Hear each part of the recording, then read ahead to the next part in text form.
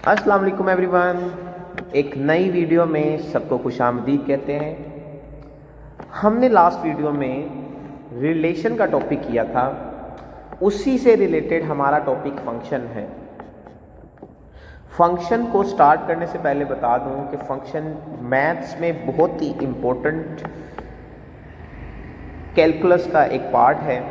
Maths के अंदर calculus को ताज समझा जाता है मैथ्स का, और कैलकुलस में फंक्शन को ताज समझा जाता है। Alright, so function is a very very important topic.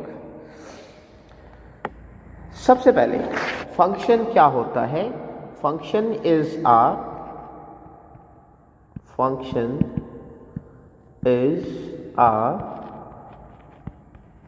Special type of relation. Function relation के एक स्पेशल टाइप है, और रिलेशन हमने लास्ट वीडियो में देखा था कि रिलेशन क्या होता है, उसका कंप्लीट कॉन्सेप्ट हमने देखा था। अगर आपने वो वीडियो नहीं देखी है तो पहले उसको, रिलेशन के टॉपिक को पहले समझ लें, उसके बाद फंक्शन की तरफ आइएगा। Alright,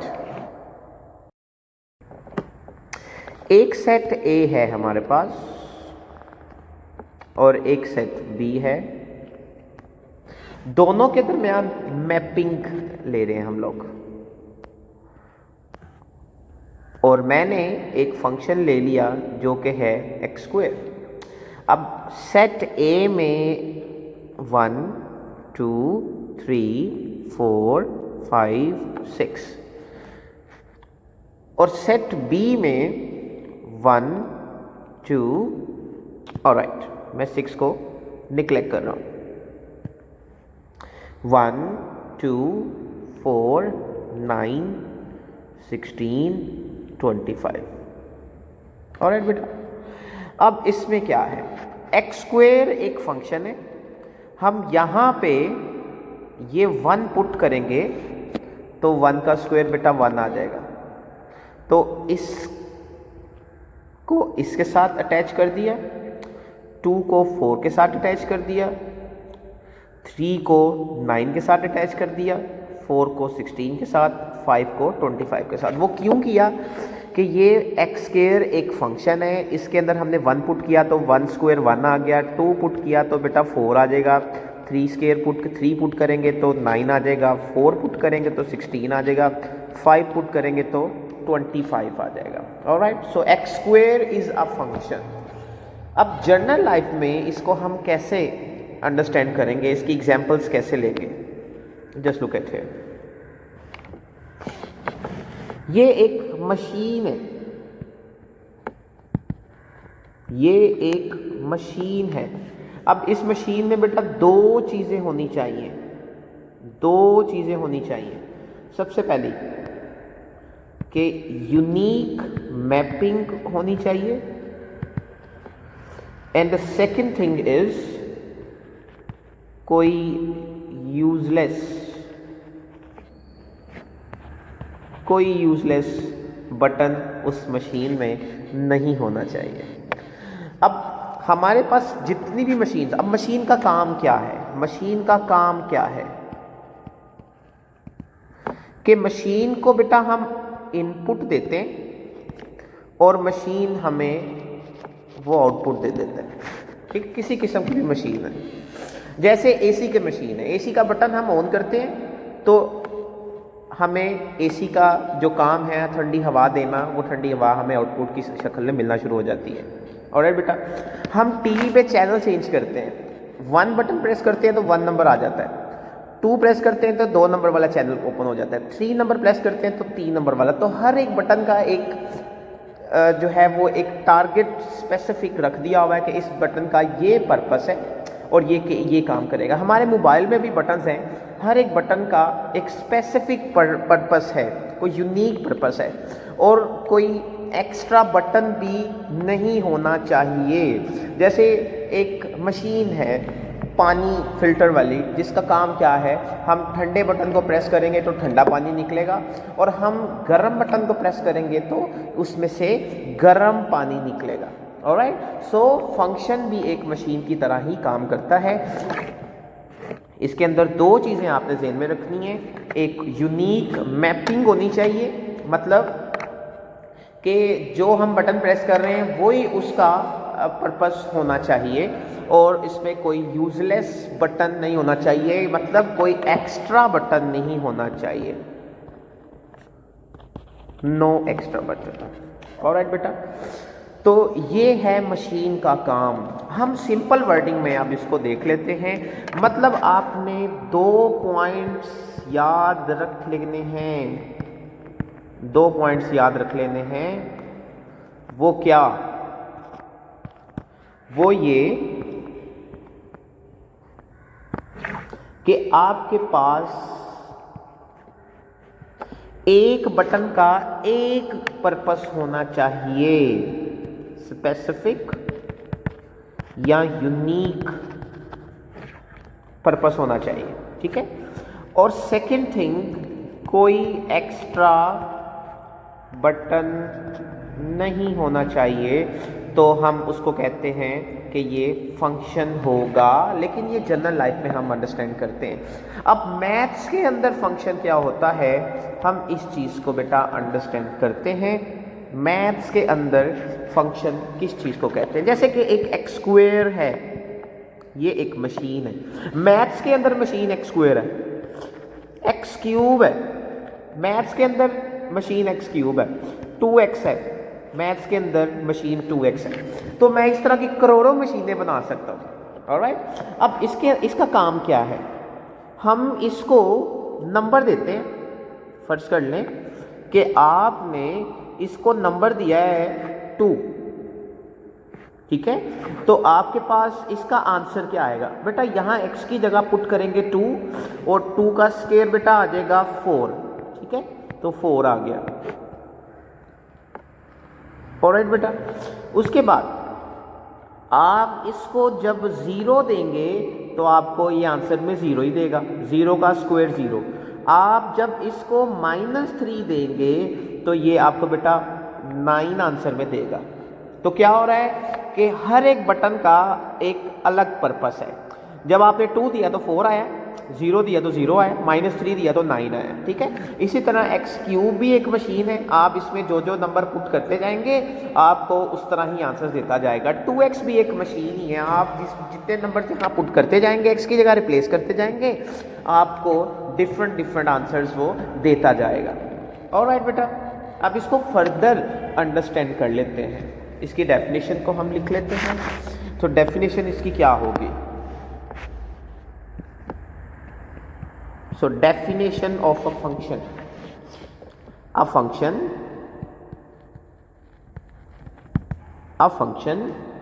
defined from set A to set B is a mapping.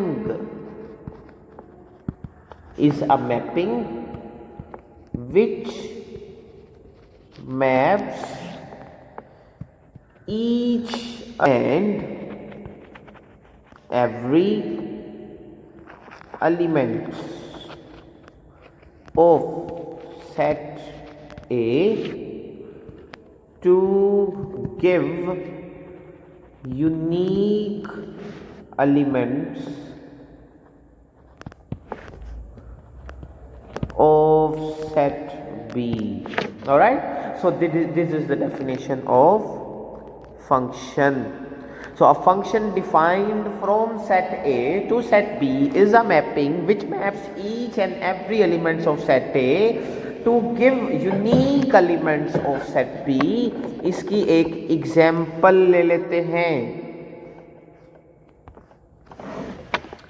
For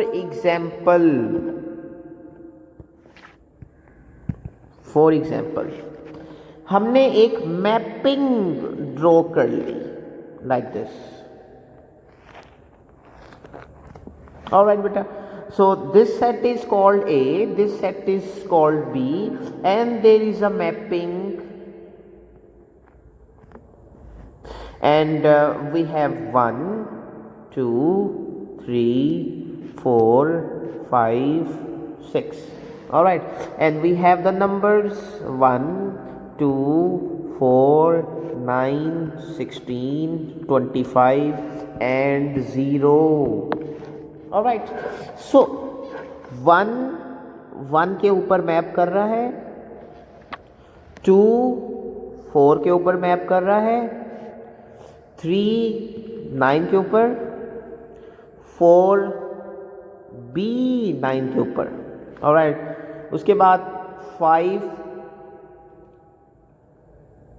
16 के ऊपर, और बस. अब मैं अगर कहूँ कि क्या ये फंक्शन है, फर्ज कर लें कि इसमें 6 नहीं है, और मैं कहता हूँ कि बताएं क्या ये फंक्शन है. थिंक अबाउट इट, क्या ये फंक्शन है. फंक्शन की डेफिनेशन क्या है? A function defined from set A to set B, दो सेट ले लिए ए और B, is a mapping draw कर ली which maps each and every element of set A. Set A के हर एक एलिमेंट को मैप करना है सेट बी के साथ. तो क्या इसमें सारे एलिमेंट आ गए? 1 2 3 4 5 सारे एलिमेंट मैप कर रहे हैं. देखें, 1 2 3 4 5 सारे एलिमेंट मैप कर रहे हैं. 1 2 3 4 5, 1 1 के साथ, 2 4 के साथ, 3 9 के साथ, 4 भी 9 के साथ और 5 16 के साथ सारे एलिमेंट मैप कर रहे हैं. अगर मैं, ठीक है ये फंक्शन है, अगर मैं कहता हूँ मैंने इसमें 6 को ऐड कर लिया है, तो क्या ये फंक्शन है? जी नहीं, अब ये फंक्शन नहीं है, क्योंकि फंक्शन की पहली कंडीशन ये है कि सेट ए का हर एक एलिमेंट सेट बी के साथ मैप करना चाहिए. तो 6 किसी के साथ मैप नहीं कर रहा, तो ये फंक्शन नहीं है. अगर 6 ना होता तो ये फंक्शन अब है.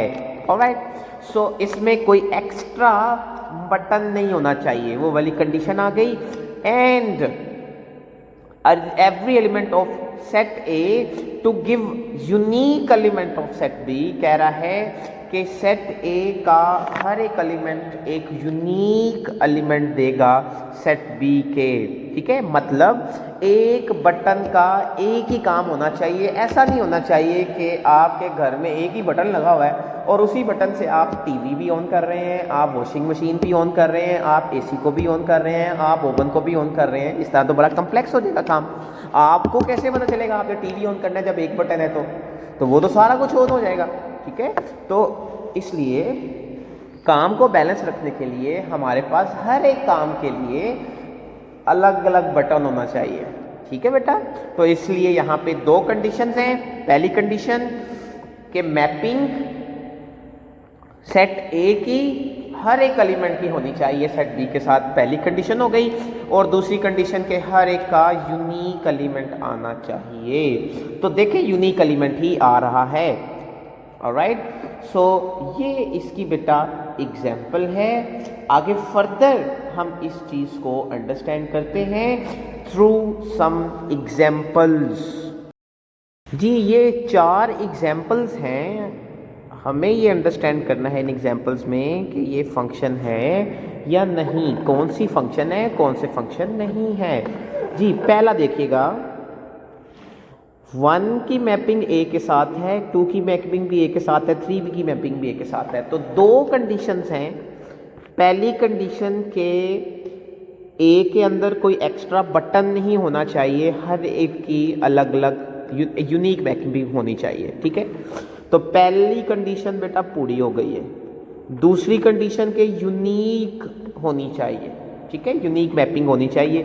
यूनिक मैपिंग का मतलब ये है कि एक बटन प्रेस करें तो उसका एक ही फंक्शन होना चाहिए.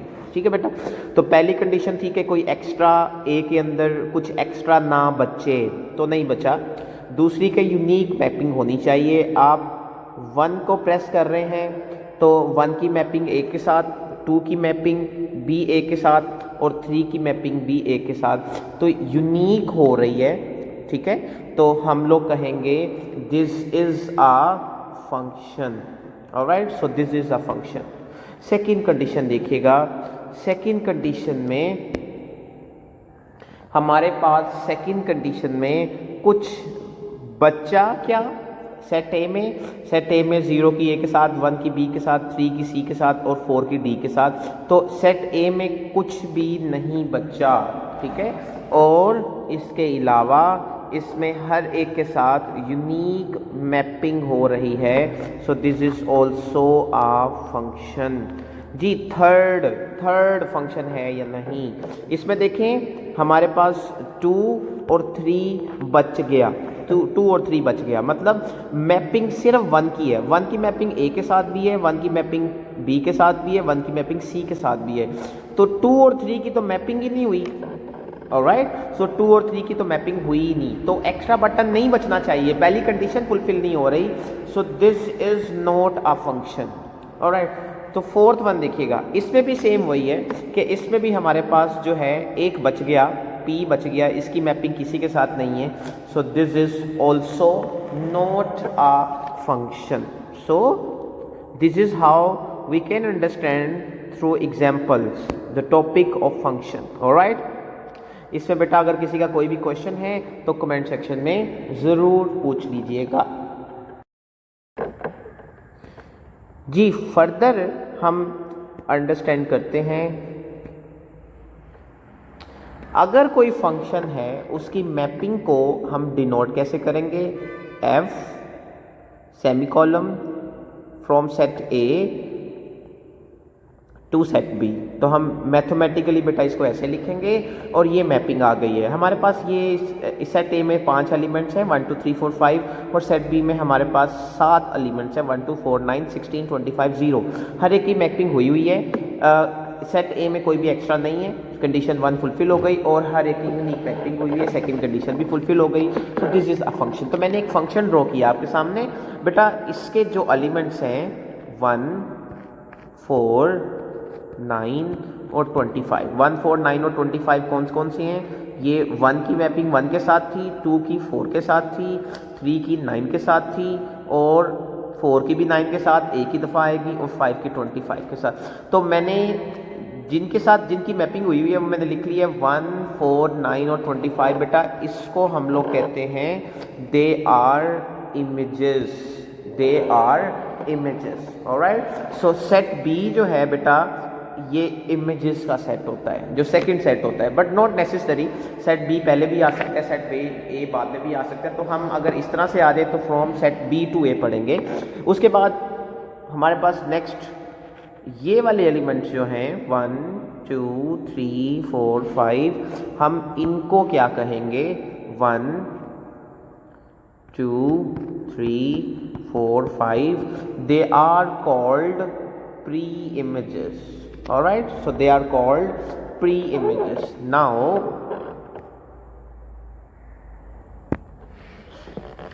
domain, ये पेन तो कुछ लाइट है जी। डोमेन ऑफ f मतलब फंक्शन की डोमेन क्या होगी 1 2 3 4 5। ऑलराइट, और फंक्शन की रेंज क्या होगी 1 4 9 एंड 25। ऑलराइट, और हम दूसरे लफ्ज़ों में ये भी कह सकते हैं कि जो डोमेन होती है वो set of all pre images होती हैं। ठीक है बेटा, set of all pre images और सेट ऑफ ऑल इमेजेस। ठीक है बेटा, range set of all images और domain set of all pre images. Alright बेटा, सो दोबारा रिपीट कर देता हूँ। हमने एक फंक्शन लिया from set A to set B, ये मैपिंग ऑलरेडी हुई है। सेट बी के जो एलिमेंट्स होंगे जिनके साथ मैपिंग हो रही है 1 4 9 25, इनको बेटा इमेजेस का नाम दिया जाता है। और जो सेट ए होता है उसके एलिमेंट जिनके साथ मैपिंग होती है उसको बेटा प्री इमेजेस का नाम दिया जाता है। और इमेजेस वाले सेट को हम डोमेन भी कहते हैं, इमेजेस वाले सेट को हम रेंज भी कहते हैं और प्री इमेजेस वाले सेट को हम डोमेन का नाम भी देते हैं। ठीक है बेटा, अब बारी है डोमेन और रेंज की। इसके डिटेल टॉपिक को अंडरस्टैंड करेंगे एक सेपरेट वीडियो में कि डोमेन और रेंज फाइंड आउट कैसे करते हैं। क्वेश्चंस अगर डिफरेंट दिए हों तो डोमेन और रेंज फाइंड करने का तरीका क्या है, लेकिन इसका कॉन्सेप्ट हम अभी समझ लेते हैं। So domain is basically set of all possible inputs of function of f, और रेंज क्या होती है, range set of all possible outputs of function of given function f। Alright, अब इसके एक एग्जांपल ले लेते हैं बेटा क्वेश्चंस की सूरत में। We are given a function which is -1 1 2 1 4 9 10। So this is a question and the function is x square and the question is find domain, या हम df भी लिख सकते हैं, domain of f, find range और rf। ठीक है बेटा, और ये हमें फाइंड आउट करना है। देखते हैं कैसे फाइंड आउट करेंगे, बहुत ईजी है। सबसे पहले हम एक मैपिंग ड्रॉ कर लेते हैं। सेट ए, सेट ए क्या दिया हुआ है, -1 1 2 दिया हुआ है। सेट बी क्या है, सेट बी में हमारे पास है 1 4 9 और 10। ठीक है बेटा, अब जब हम फंक्शन दिया हुआ है f of x equal x square, जब हम यहाँ पे x की जगह बेटा, यहाँ पे x की जगह -1 पुट करेंगे, यहाँ पे रफ वर्किंग कर लेते हैं। जब हम x की जगह -1 पुट करेंगे तो ये बेटा 1 आंसर देगा। दैट मीन्स कि इसकी मैपिंग -1 की मैपिंग 1 के साथ हुई। ठीक है, उसके बाद जब हम 1 पुट करेंगे, ये वाला 1 को यहाँ x स्क्वायर के अंदर पुट करेंगे तो तब भी ये 1 ही देगा। इसका मतलब है इसकी मैपिंग अगेन दोबारा 1 के साथ ही आ गई। और 2 जब पुट करेंगे 2 स्क्वायर तो बेटा ये 4 आएगा, तो ये 4 के साथ मैपिंग आ गई इसकी। ठीक है, 4 के साथ मैपिंग आ गई। तो ये हमने इसका मैप ड्रॉ कर लिया। अब हमने ऑलरेडी इस चीज़ को ऊपर भी बता दिया था, set of all possible inputs of F, इसको हम डोमेन का नाम देते हैं। अब इनपुट्स क्या थी, आपने बेटा -1 पुट किया पहले, फिर 1 किया है, फिर 2 किया है, मतलब सेट ए ये डोमेन कहलाएगा। तो हम लिखेंगे यहाँ पे डोमेन और df क्या होगा, -1 1 2, और रेंज क्या होगी, मतलब rf। आपके पास जो आंसर्स आए हैं, आंसर्स क्या आए हैं बेटा, 1 1 4, या फिर आप ये भी कह सकते हैं 1 1 4। तो हम रेंज में लिखेंगे 1 और 4। बेटा 1 1 4 नहीं लिख सकते, सेट की डेफिनेशन है, आप ऐसे नहीं लिख सकते, क्योंकि सेट की डेफिनेशन है set is a collection of well defined distinct objects. Same objects नहीं आते, तो अगर सेम ऑब्जेक्ट्स आ रहे हैं तो डेट मीन्स के ये सेट ही नहीं है। So this is how we can find out the domain and range of any function. Let we understand further now. So there is a note. मैंने एक फंक्शन लिखा एक्स स्क्वायर। बेटा x को, खाली एक्स को हम कहते हैं input,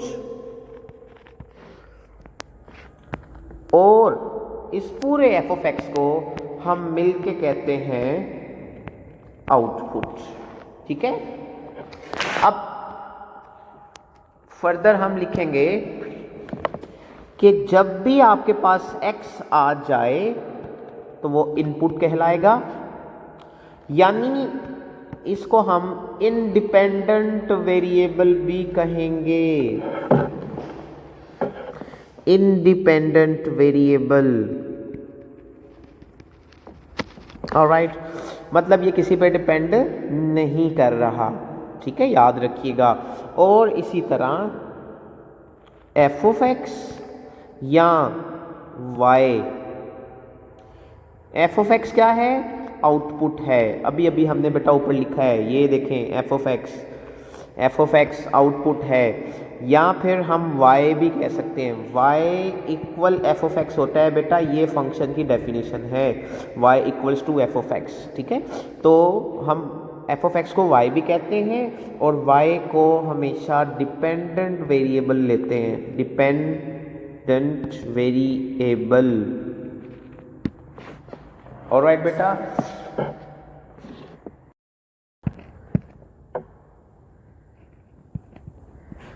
three things very important for a function।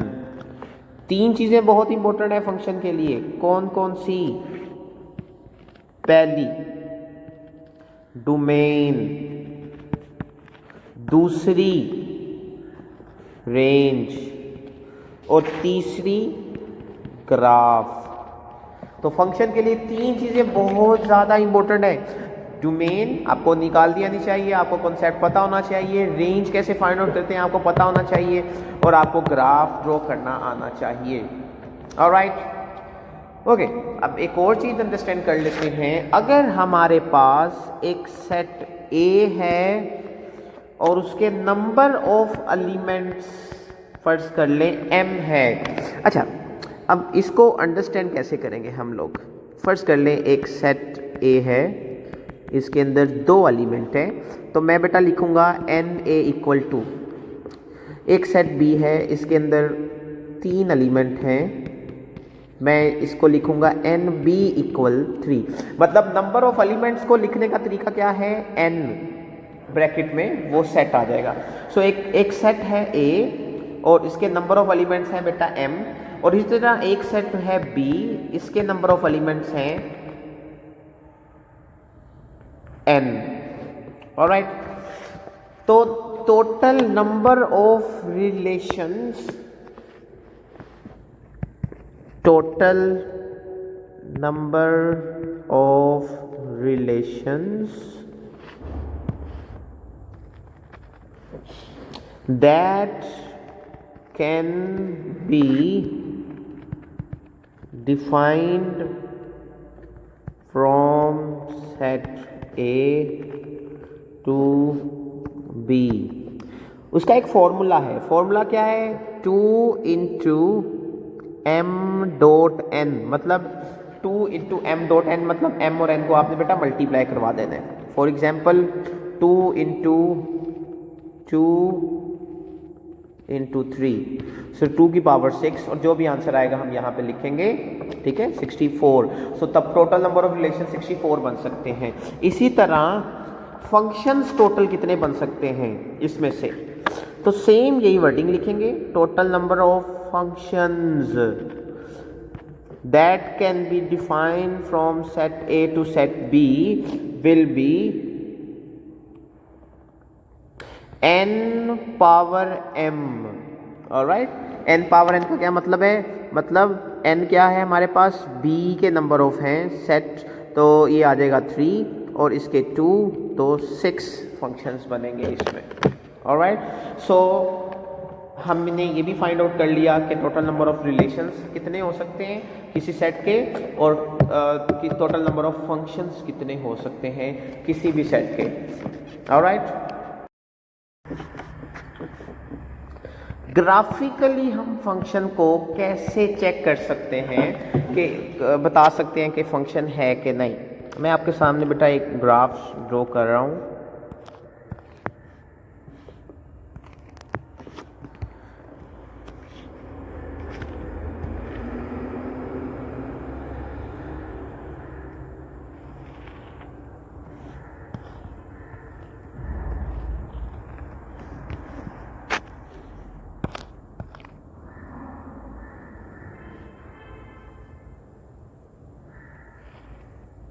Alright, so graphically हम कैसे चेक कर सकते हैं कि किसी भी फंक्शन को कि फंक्शन है कि नहीं। तो ग्राफिकली चेक करने का तरीका ये है बेटा कि आपने उस कर्व या उस ग्राफ के ऊपर आपने एक वर्टिकल लाइन ड्रॉ करनी है, मतलब उस ग्राफ के बिल्कुल परपेंडिकुलर एक लाइन ड्रॉ करनी है और आपने देखना है क्या होता है। ये परपेंडिकुलर लाइन मैंने ड्रॉ कर दी, इसके परपेंडिकुलर ये लाइन, इसके परपेंडिकुलर ये लाइन, इसके परपेंडिकुलर ये लाइन, इसके परपेंडिकुलर ये लाइन। तो 5 ग्राफ ड्रॉ मैंने 2 किए थे और इनके परपेंडिकुलर लाइंस मैंने ड्रॉ कर दी। अब कैसे पता चलेगा कि फंक्शन है, कौन सा फंक्शन है और कौन सा फंक्शन नहीं है, इस चीज़ को बेटा अंडरस्टैंड कर लेते हैं। तो अगर तो ये वर्टिकल लाइन एक से ज़्यादा पॉइंट पे टच कर रही है तो वो फंक्शन नहीं है। तो ये एक ही लाइन पे टच कर रहा है, दैट मीन्स कि ये फंक्शन है। ये भी एक ही पॉइंट पे टच कर रहा है, दैट मीन्स के फंक्शन है। इधर आ जाएं, ये 2 पॉइंट्स पे टच कर रहा है, so this is not a function. ये भी एक ही पॉइंट पे टच कर रहा है, so this is a function. और ये 2 पॉइंट पे टच कर रहा है, so this is also not a function. So graphically हम कैसे चेक कर सकते हैं? एक वर्टिकल लाइन टेस्ट होता है, आपने एक वर्टिकल लाइन ड्रॉ करनी है उस ग्राफ के ऊपर। आपको अगर वो एक से ज़्यादा पॉइंट पे टच कर रही है तो वो फंक्शन नहीं है, अगर एक पॉइंट पे कर रही है तो वो फंक्शन है। ऑलराइट, सो आज की वीडियो में हमने बेटा फंक्शन को लर्न किया है और इसके अलावा अगर किसी का कोई भी क्वेश्चन है फंक्शन से रिलेटेड, होपफुली बेटा आप सबको समझ लग गया है। अगर किसी का कोई भी क्वेश्चन है तो आप कमेंट सेक्शन में ज़रूर पूछिएगा। सो फंक्शन के रिलेटेड सब कुछ डिटेल में बता दिया है। आज की वीडियो के लिए अल्लाह हाफिज़, thank you so much, bye bye.